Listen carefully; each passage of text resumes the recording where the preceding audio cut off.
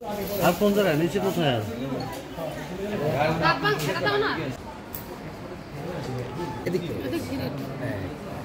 নাম কি? আমার নাম মোহাম্মদ মেহেদি। মেহেদি, বাবার নাম? আনোয়ার সফিদার। গ্রামের ঠিকানা কোথায়? গ্রাম খাসিয়াট মরিচবিনিয়া। কত নম্বর ওয়ার্ডে? 6 নম্বর ওয়ার্ড। লেখাপড়া করো? হ্যাঁ। কোন ক্লাসে? আমি এসএসসি পরীক্ষা দিই। কোন স্কুলে? মরিচবিনিয়া টেকনিক্যাল স্টুডেন্ট কলেজ। তুমি হসপিটালে ভর্তি কেন? হসপিটাল আমি জসিম স্যার আমার অনেক মাঠ মানে বলছিল যে মাঠে কাজ করতে হবে আর মাঠ সাফ করতে হবে। আমি ছাওয়া যেতে ডাললে আমার মাথা ব্যথা করছে, তা আমি ছাওয়া যেতে ডাললে আমি ছাওয়া জায়গায় এতটুকু সাফ করিয়েছি।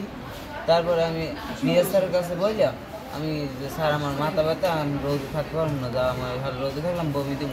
কই আমি ক্লাসে গেছি, কয়টা তুমি ক্লাসে দাও। ক্লাসে গেছি পরে হে আবার ডাকছে নাকি আমি শুনি নাই এই স্যারে। তা আমি ক্লাস দিয়ে বেঞ্চের উপরে শুয়েছি, হে ক্লাসে গেছে একটা ডাল ভাঙি গেল, এই মোড়া একটা ডাল হে ভাঙি লই গেছে।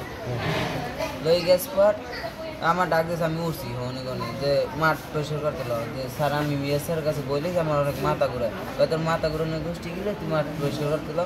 স্যার কইছে অনেক মাথা ঘুরে স্যার পারেন না। হ্যাঁ উঠে বাড়ি শুরু করতে গেটে বসে বাড়িতেছে এই চোখ মুখ কষে ঘুষিতেছে, দাঁত ভাঙ গেলাইছে ঘুষি দিয়া আমার মারে হালাইছে, ধাক্কা দিয়ে হালাই ঝাড়ু দিয়ে পিটাইতে গেটটা পাশে হয়ে গেছে। আমি হেড স্যারকেও জানাইছি, কোনো করে না স্যারের উপরে। স্থানীয়ভাবে কাউকে জানাইছো? হ্যাঁ স্থানীয় অনেকেরই জানাইছি। ভর্তি হয়েছো কবে হসপিটালে? ভর্তি হয়েছে আজকে। কি চাচ্ছ তুমি? আর আমি চাই যে স্যারের বিচার হোক, যে নিরাপদভাবে মারছে।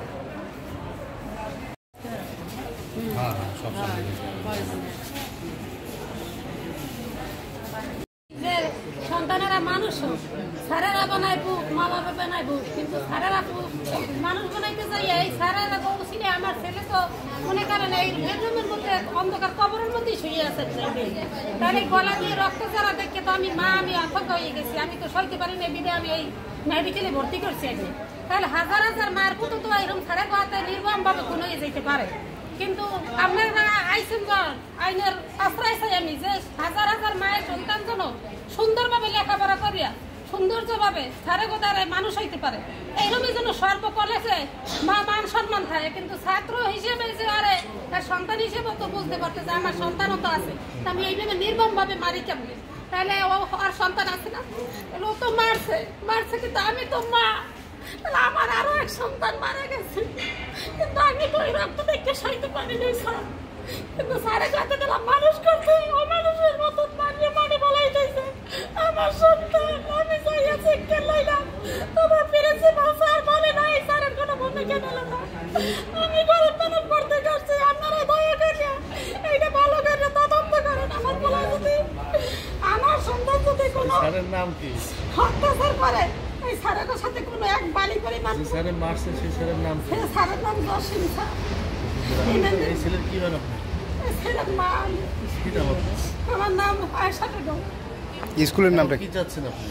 আমি চাচ্ছি যে আমার ছেলে যে অগতে খুনি হয়ে যাইতে, কিন্তু আমি খবর শুনছি দেখে আমার ছেলে হাতে পাইছি দেখে আমি তো প্রিন্সিপাল স্যারের কাছে বলছি যে আমার ছেলে আপনার কাছে আমি আসছি, উপরে নিচে মাটি উপরে আল্লাহ এবং মাটির সাক্ষী রেখে আপনারা বলবেন যে আমার ছেলে যদি আপনাকে এই কলেজে আসার পর থেকে বালির এক পরিমাণ রওয়া পর্যন্ত আপনাকে সাথে অসম্মানই করে, তাহলে বলবেন আমি এই সন্তানের আপনাকে সবার সামনে আমি কঠিন বিচার করব।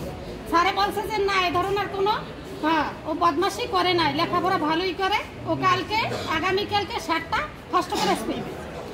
আপনার সন্তান আপনি রাগইয়ে নেবেন না। আমি কইছি নিব না, কিন্তু আপনার স্যারে যে আমার সন্তানের করছে, কিন্তু এই ভূমিকাটা তো আপনি নেবেন না। আপনি একটা প্রিন্সিপাল, আপনার কাছে আপনার চোখের সামনে আমার সন্তান এইভাবে কেমনে মারলো?